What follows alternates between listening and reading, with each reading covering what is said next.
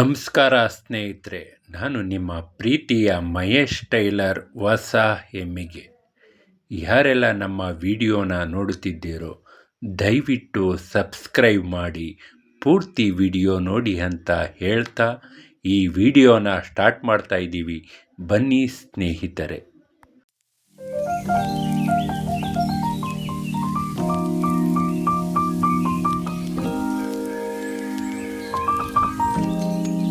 ಈ ದಿನದ ವಿಡಿಯೋ ಶ್ರೀ ಕೌಮಾರಮ್ಮ ಚೆನ್ನಿಮಾದಪ್ಪನವರ ಜಾತ್ರಾ ಮಹೋತ್ಸವ ಕಣೆನೂರು, ಹುಲ್ಲಹಳ್ಳಿ ಹೋಬಳಿ, ನಂಜನಗೂಡು ತಾಲೂಕು, ಮೈಸೂರು ಜಿಲ್ಲೆ, ಕಣನೂರು ಗ್ರಾಮದಲ್ಲಿ ನಡೆಯುತ್ತಿರುವ 3ನೇ ದಿನದ ಜಾತ್ರಾ ಮಹೋತ್ಸವದ ವಿಡಿಯೋ ಆಗಿರುತ್ತದೆ ಸ್ನೇಹಿತರೆ.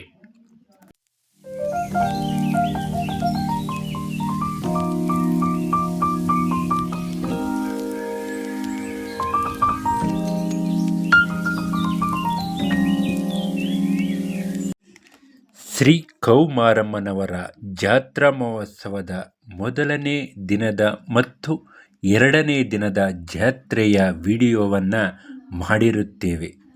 ಯಾರು ಆ ವಿಡಿಯೋವನ್ನು ನೋಡಿಲ್ವೋ ದಯವಿಟ್ಟು ಆ ವಿಡಿಯೋವನ್ನು ನೋಡಿ. ಇದು 3ನೇ ವಿಡಿಯೋ, ಈ ಜಾತ್ರೆಯ ಕೊನೆಯ ದಿನದ ವಿಡಿಯೋ ಆಗಿರುತ್ತದೆ ಸ್ನೇಹಿತರೆ.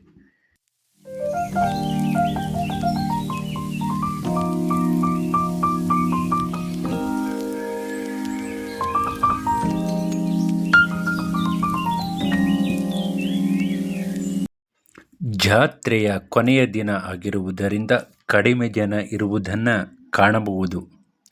1ನೇ ದಿನ ಮತ್ತು 2ನೇ ದಿನ ತುಂಬ ಜನ ಬಂದಿರುತ್ತಾರೆ ಸ್ನೇಹಿತರೆ.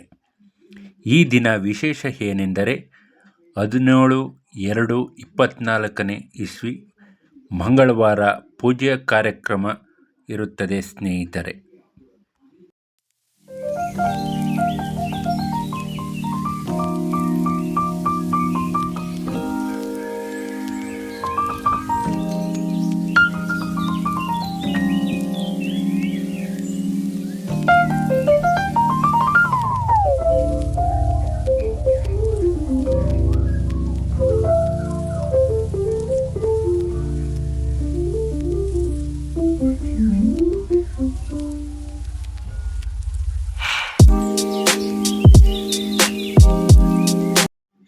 ಕೊನೆಯ ದಿನ ಪೂಜೆ ಕಾರ್ಯಕ್ರಮ ಮಾಡಿ ಶ್ರೀ ಕೌಮಾರಮ್ಮನವರಿಗೆ ಧರಿಸಿದ ಒಡವೆಗಳನ್ನು ತೆಗೆದು ಅದನ್ನು ಪೆಟ್ಟಿಗೆಯಲ್ಲಿ ಹಾಕಿ ಅದನ್ನು ಮೆರವಣಿಗೆ ಮಾಡಿಕೊಂಡು ಅರ್ಚಕರ ಮನೆಗೆ ತೆಗೆದುಕೊಂಡು ಹೋಗುತ್ತಾರೆ.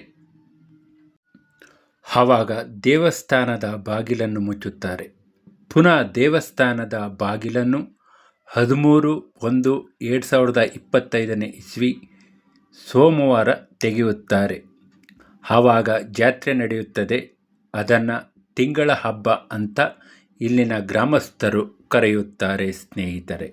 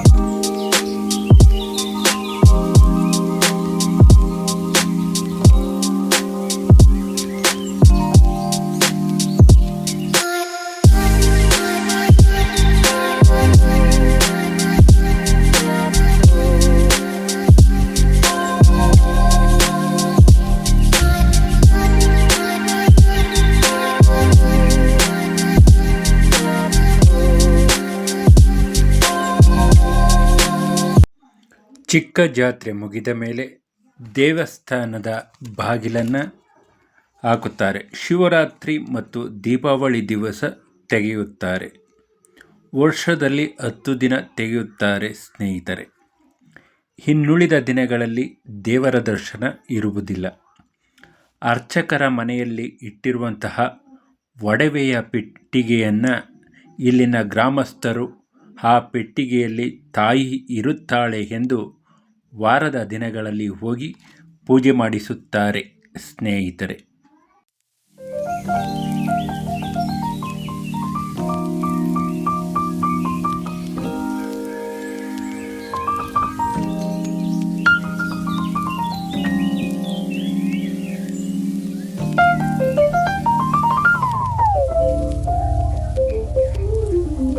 ಚೇತನ್ ಕುಮಾರ್ ಅವರಿಗೂ ಸಹ ನಾನು ಅಭಿನಂದನೆಗಳನ್ನು ಸಲ್ಲಿಸ್ತಾ ಇದ್ದೇನೆ.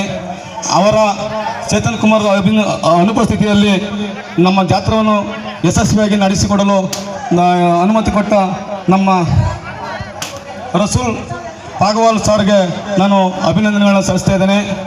ಹಾಗೂ ಈ ಒಂದು ವಾರಗಳ ಕಾಲ ವಿದ್ಯುತ್ ಶಕ್ತಿಯನ್ನು ನೀಡಿದಂಥ ನಮ್ಮ ಚಂದ್ರವಾಡಿ ಉಪ ಇಂಜಿನಿಯರ್ ಆದಂಥ ಸ್ವಾಮಿ ಸರ್ಗೆ ನಾನು ಅಭಿನಂದನೆಗಳನ್ನು ಸಲ್ಲಿಸ್ತಾ ಇದ್ದೇನೆ. ಹಾಗೂ ಈ 3 ದಿನಗಳ ಕಾಲ ಗ್ರಾಮದಲ್ಲಿ ಇದ್ದ ಲೈನ್ಮನ್ಗಳಿಗೆ ನಾನು ಈ ಸಮಾರಂಭ ಜಾತ್ರೆ ಪರವಾಗಿ ನಮ್ಮ ಗ್ರಾಮದ ಪರವಾಗಿ ನನ್ನ ವೈಯಕ್ತಿಕವಾಗಿ ಅಭಿನಂದನೆಗಳನ್ನು ಸಲ್ಲಿಸ್ತಾ ಇದ್ದೇನೆ. ಹಾಗೂ ಈ ದೇವಸ್ಥಾನಕ್ಕೆ ಆಗಮಿಸಿರುವ ಭಕ್ತಾದಿಗಳಿಗೆ ಬೆಲ್ಲದನ್ನದ ಪ್ರಸಾದವನ್ನು ವಿತರಣೆ ಮಾಡುತ್ತಿರುವುದನ್ನು ನೀವು ಕಾಣಬಹುದು.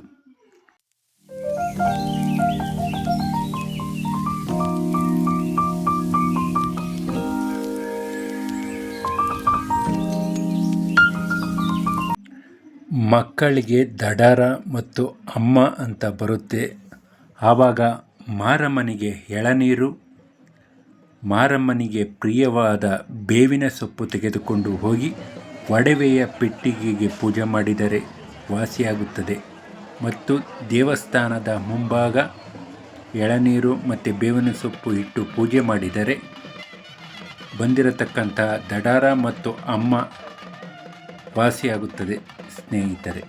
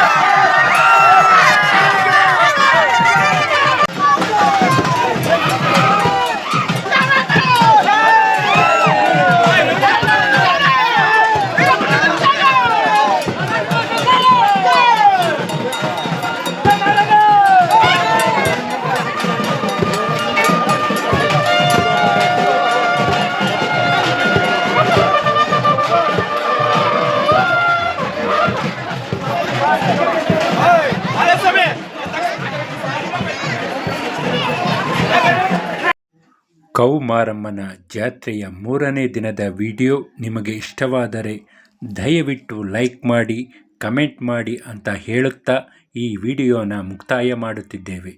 ಮುಂದಿನ ವಿಡಿಯೋದಲ್ಲಿ ಭೇಟಿಯಾಗೋಣ ಅಂತ ಹೇಳ್ತಾ ಟೇಕ್ ಕೇರ್. ಬಾಯ್ ಬಾಯ್ ಸ್ನೇಹಿತರೆ.